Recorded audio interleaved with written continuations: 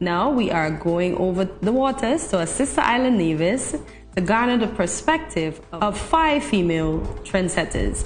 These include the Honorable Hazel Brandy, Minister of Health and Gender Affairs in the Nevis Island Administration, Dr. Janice Daniel-Hodge, political leader of the Nevis Reformation Party. Dr. Janice Daniel-Hodge has also made history by being the first female leader of a major political party in St. Kitts and Nevis.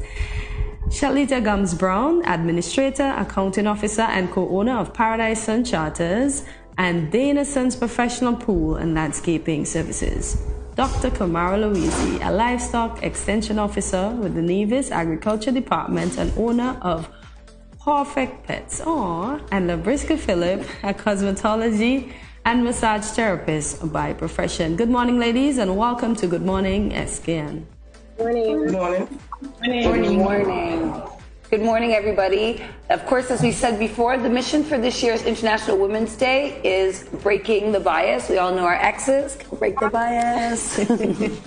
We'd like you to think about this in the context of your profession or your area of expertise. What does the tagline, breaking the bias, say to you? We'll start with the Honorable Hazel Brandy-Williams.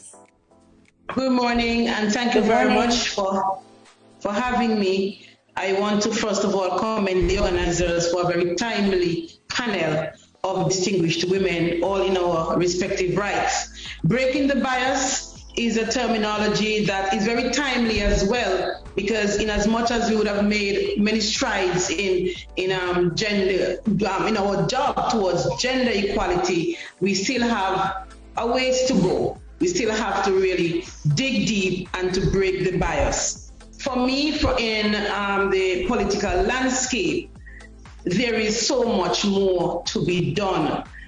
When we look at our situation in St. Kitts and Nevis, we see that across the political landscape, there is still more room for women to enter this space. For whatever reason, we are still being kept out. And it is my view that the bias has not yet been broken. If I may, good morning to everyone again. Good morning. And thank you to the organizers for hosting this event, very timely, and as introduced, the first female political leader of a major party here in St. Kitts and Nevis. I would like to include in the discussion that oftentimes people would look at the individual, look at the women, and try to measure their elevation to different positions. I think it has a lot to do with our environment. I think it has a lot to do with the people around us. And so the way that our parents raise our children, the expectations that they instill in them, letting them understand that they must determine their own destiny and understand that it is within themselves that they will find the power to raise to the levels that are necessary. I must commend the executive and the membership of the Nevis Reformation Party for taking that bold step when they elected me to be the leader of their party. This is no mean feat. It is not something that is that they would have been able to look at other situations and say, well, we're going to follow suit in this area. And so here in St. Kitts and Nevis, a small country, Nevis, very small. And so it really took a lot of courage, I think. And so I'm very humbled by the fact that I was given that mandate to try to bring the Nevis Reformation Party back to the place of governance. And I think my being selected as leader at this time has a lot to do with the type of environment in which we operate in right now, where one must exercise a sense of compassion. One must exercise an understanding and have empathy for our fellow brothers and sisters. And so at this time, I think maybe 5 years before, I may not have been the right one, but nothing happens before the time. And once you express what your concerns are and what your desires are and what you're passionate about, the rest, I think, would fall into place. I think when people set out and they have a mission to try to make history and that sort of thing, it doesn't really work out that way. But once you're committed to your passion and you excel in that area, then things will just sort of, fall in place. And yes, there are a lot of discrimination that has to be looked at. And in political positions, I think women are able to see from a much different perspective, a much broader lens, and ensure that the necessary policies are in place to make it easier or not so difficult for our fellow sisters who are trying to elevate and be the best that they can be. Okay, there seems to be an idea that gender equality is not an issue for the Caribbean. Would you agree or disagree from your personal observational experience? And what examples would you give to help more persons identify the bias in our society? So, Dr. Louisy, you can start. All right. Good morning, and thank you for having me. Morning. As a veterinarian, and I deal with predominantly livestock, which is the large animals, the food animals.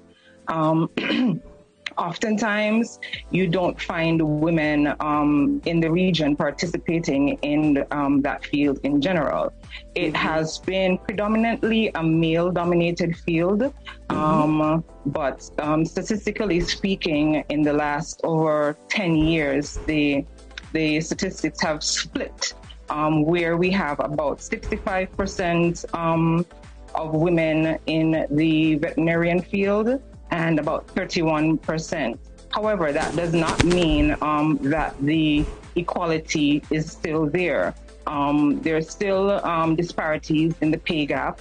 There are still disparities in terms of women being taken seriously, especially in areas not just veterinary medicine, but politics, gender affairs, business, especially entrepreneurship and those areas. So while there is an increase with women participating in these avenues, we're still at a disadvantage because we are still the ones that are quote unquote the householders, right? Unfortunately, we are in the midst of a crisis where we have too many single parent homes predominantly led by women, right? That unfortunately is changing little by little.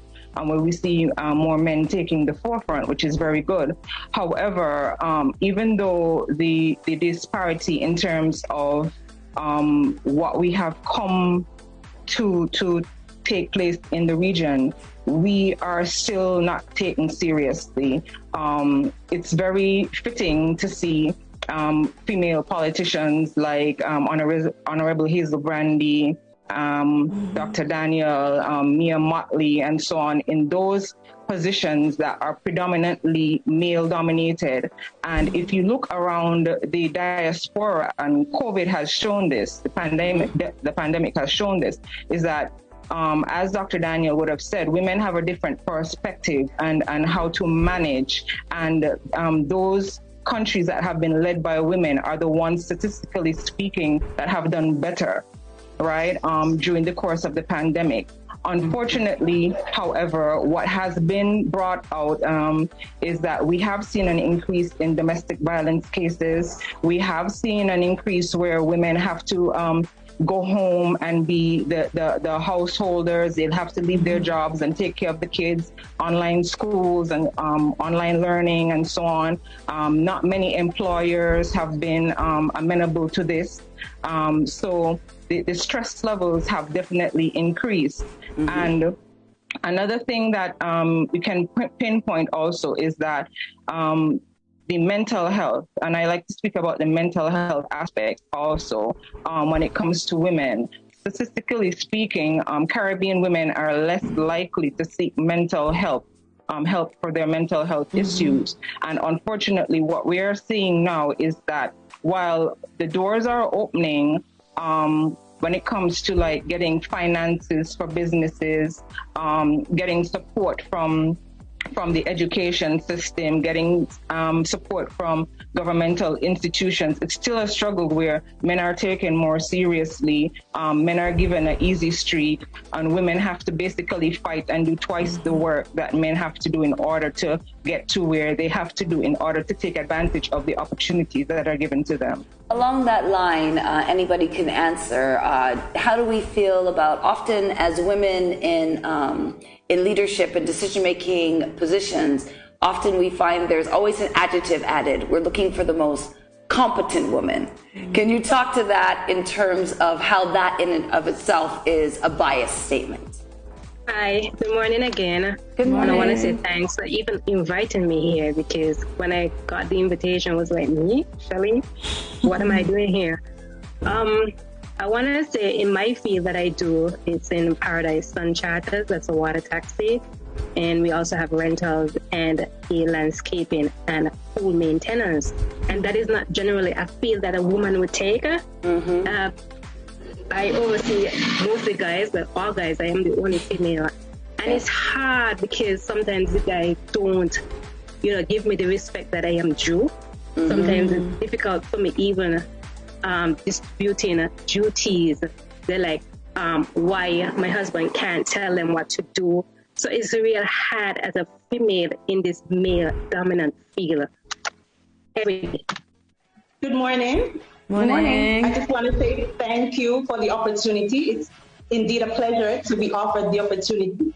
I can speak to the biases where in my field, it's predominantly a woman's field. I feel as an entrepreneur, I don't get taken seriously. I have to fight twice as hard as any man. And I'm also a mom, a single mom, and I feel like as women, we have to work twice as hard because raising children seems to fall more on the responsibility of a woman, even though we were created both. So I feel like it's hard when you go to approach bankers, loaners for loans. I feel as a woman, it would be much, much easier. You'll be taken much more serious. And the bias has come down a little bit. The bias has come down a little bit, but we're still fighting. We're not yet where we're supposed to be. I mean, it's great to see women leading more fields, but we still have lots of work as it comes to that. Okay. And we have it's going so quickly, we wish we could just have you guys here all the time, but we want to ask about, in that vein, what are some awkward questions and by either men or women that might indicate gender bias? I know a lot of the times we take for granted that these are just normal things that we've acclimatized to, but what are some awkward moments or statements that indicate gender bias that you could share with us? Well, I would love to say that in the field, people are always acting like we're just secretaries, can we hand this or pass this or hand me this? That's one of the awkward things, not realizing that we're heads, we're leaders, and we can indeed run the show. Exactly. Anyone else? I have a list. I saw you. You were shaking up your hand and pointing like, I got that one. Labriska really hit a nail on the head right there. But it's showing up as the veterinarian and them watching you in the face and asking, so where's the vet? Exactly. Wow. You could handle an animal there. You know what you're doing? I get this asked a lot. You sure you know what you're doing? You can't handle that. In meetings, it's very frustrating because you're talked over, you're ignored. I'm a very passionate person, so when I speak passionately, I am told that I am emotional. I am violent. I have an attitude. Angry black woman. Yeah. And the most common one is, you don't look like a vet. Like, what does a vet look like? What is a vet supposed to look exactly. like? They really mean to say you don't look like a man. yeah, exactly. And the funniest one for me is when I'm driving the manual, the stick shift vehicles. When persons see I'm driving it, they look at me funny and ask me if I'm sure I'm the one driving. Wow. That's kind of awkward. Yes, that's if I can just piggyback yes, you can. From what Dr. Louisy mentioned. Of course, breaking some barriers in the political area. I'm sure Honorable Hazel Brandy-Williams can probably attest to this. The question would be, are you sure you know what to do?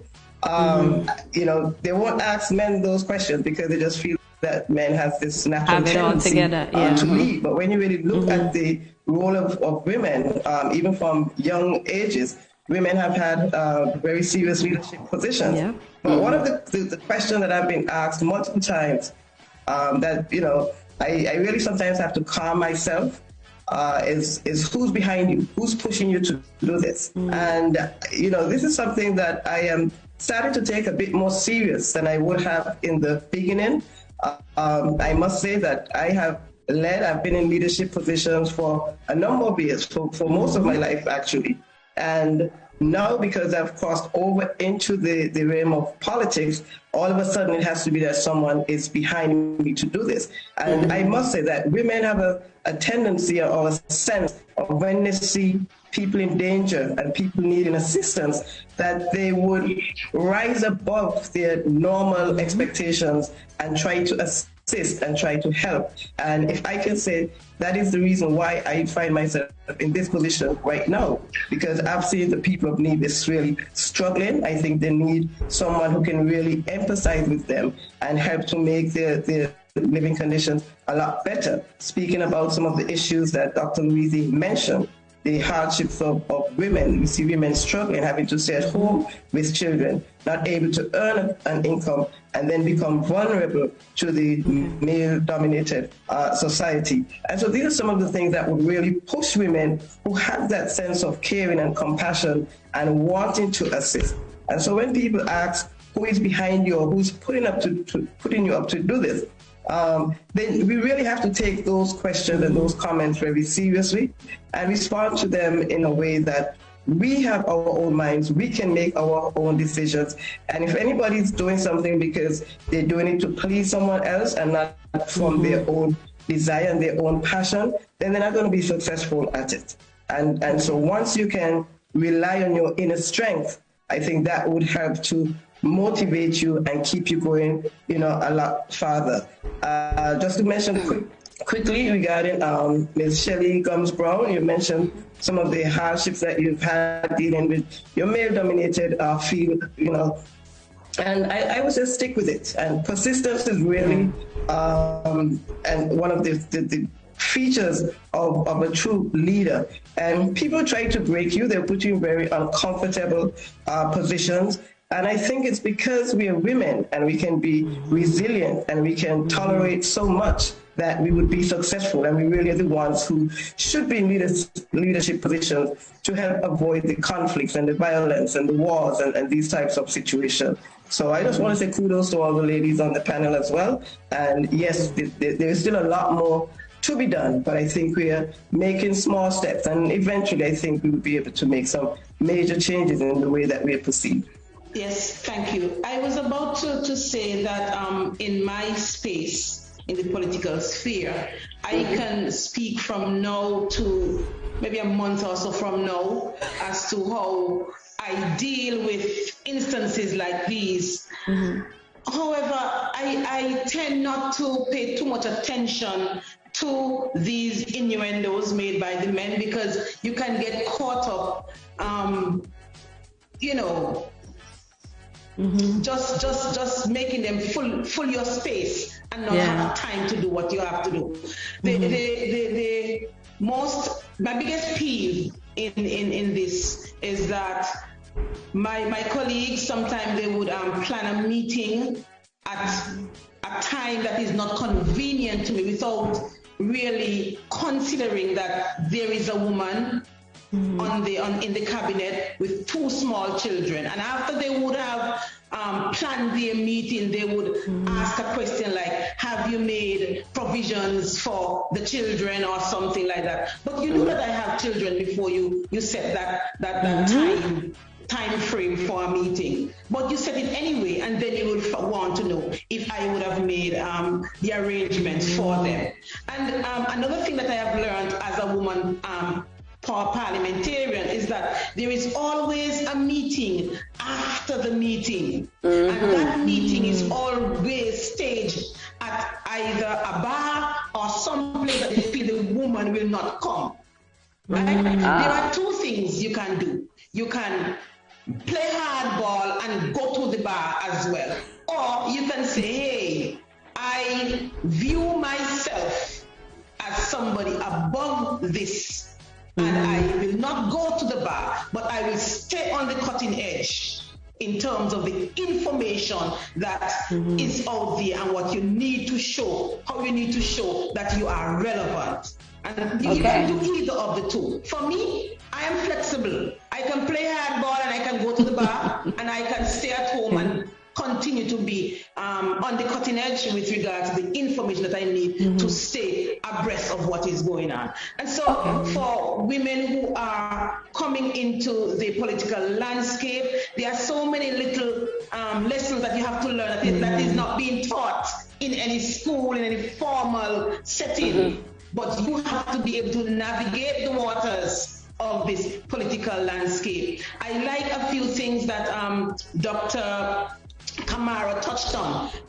From where I sit, the mental issues that we as women have to deal with, and it is not just limited to full mental issues. There are issues of depression and things that we cannot see readily, but these are the issues that women are dealing with on a daily basis, still being able to hold down their jobs, still being able to send their children through school, and still being able to educate themselves. And so as women, we have so many things dealing with at the same time. We are indeed phenomenal because we are able to balance these things while we maintain and lead healthy and productive lives. So I also want to ask you, and you can follow up, Dr. Kamara, do you think that following what Dr. Hazel Brandy-Williams said, do you think there's a constant need for women to have to prove themselves in the workforce and in professional, in our spaces, sometimes even to not just men, but other women?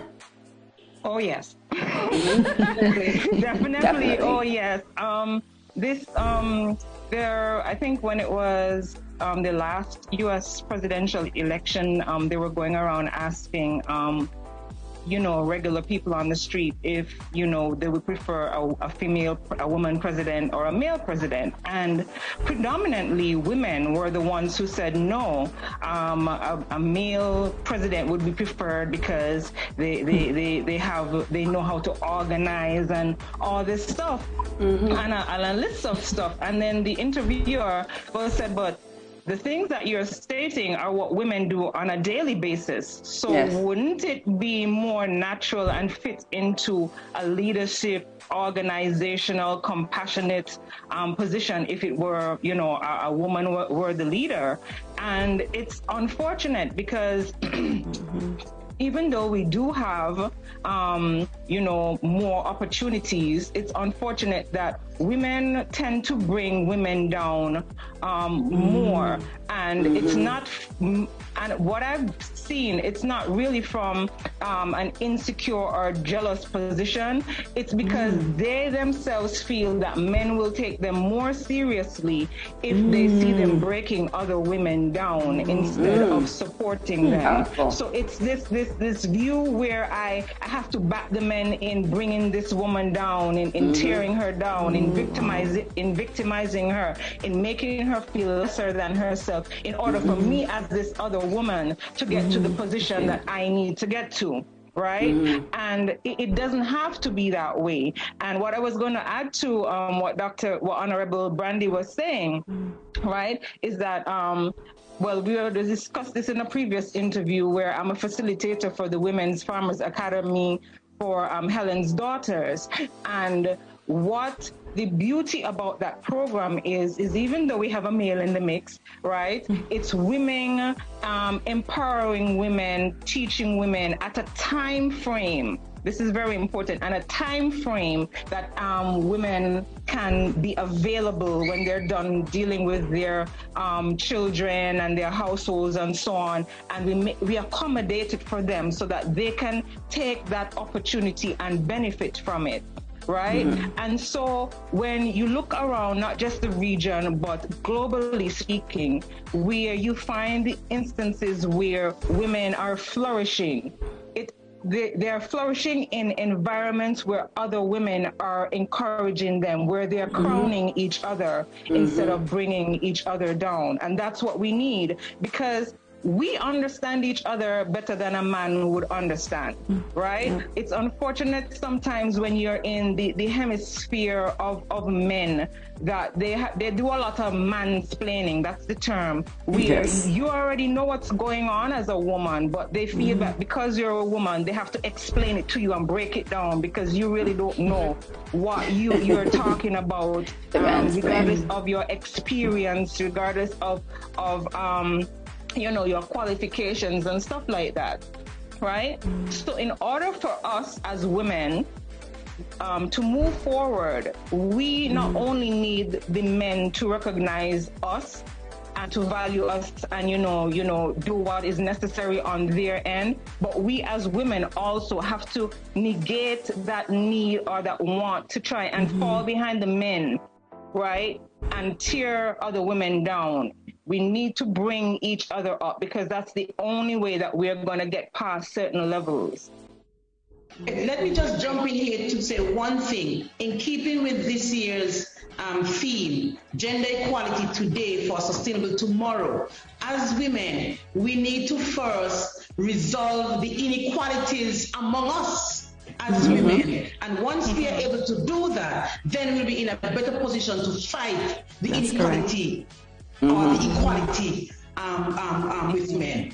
That is what we need to do. We build ourselves as a block and fight as a block, but we must first resolve the inequality among us as women. Okay. So here's a question, ladies. Do you think as women we can have it all? Labriska, you look like you're leaning forward. You're ready to answer that one? Of course, as women, we can have it all. I always say, why can't a woman be a businesswoman, a mother, and still a little bit playful at times? I mean, I do it all. I get up in the morning, I get my 5 kids ready for school. I work twice as hard as any man. I do 12 hours or more at my salon or any other shop, or because I work at contracted at other hotels, and then I still go home and do homework. After that, I always spend a little time for play, a little self-care, and I meet my girlfriend somewhere. It is in fact possible for women to do it all. Thank you for that. And go ahead. No, you go ahead. Shelly, is Women's International Day necessary? Do you think it is necessary?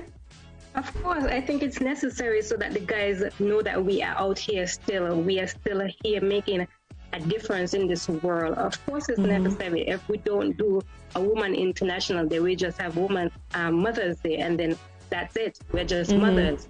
So, Woman International Day is, of course, needed. Do you feel like it's important that the theme itself, breaking the bias, is relevant? Not the theme, the tagline, relevant, breaking the bias in your work and in Nevis, in the region, period. How do you see ways that we have broken the bias, and where do you think we still have a little bit of room to grow? As women, there's still lots of ways to grow. Although we're making progress, women are still only 5% of leadership role. I mean, there is lots of room for it, and there are more men with J names than women CEOs and leaders in our region. We have more work to do. I think when we speak about the percentage of women in leadership, we really, you have 100% of women in leadership roles. When you look at it, how we define the leadership roles and the different levels that women are aspiring to get to, that is where we start to see that glass ceiling, and women cannot excel because of some of the things that Dr. Louisy spoke about. And so while we are quite capable of doing all of the things that Ms. Phillip mentioned earlier in a single day, that support from our fellow sisters, that may be an oxymoron, but that support from our sisters that can help us to recognize that what we're doing is actually important and contributing in a very significant way. One of the big issues that we have seen with regards to gender inequality is the amount of time that women stay at home with children while the men go out and work. And at the end of the day, while the male is progressing and elevating levels, there's really no value or very little value responsibilities and the role that that woman would have played with regards to raising the children, etc. And so valuing the contributions that our women are making to building our society, getting the children, off to school, making sure they have breakfast. All of these things have to be, elevated in terms of how do we consider them.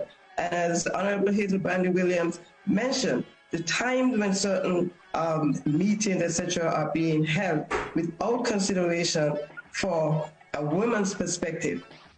You have a woman in a leadership position. These things are just second nature. You would know that not everybody could be available at the same time. And it's not as if you're going out of your way to make somebody feel special. You just know that this is the way that you ought to be if you're going to be as inclusive as possible and to get the perspectives from everybody at the end of the day. So I just wanted to jump in on the question that was asked before, if we can have it all. I think we can have it all. Indeed, we have to work 3, 4, 5 times as hard, and we all really should support each other as much as we can. Thank you very much for that. And of course, this panel has been amazing. We're really grateful for the time that you took today to share with our guests. We know we're really looking forward to gender equality today for a sustainable tomorrow. And we're so glad that you could join us from our sister island, Nevis. Wear your crowns with style, ladies. Can we break the bias? Can we break the bias today? Yay, everybody, break the bias. Break the bias.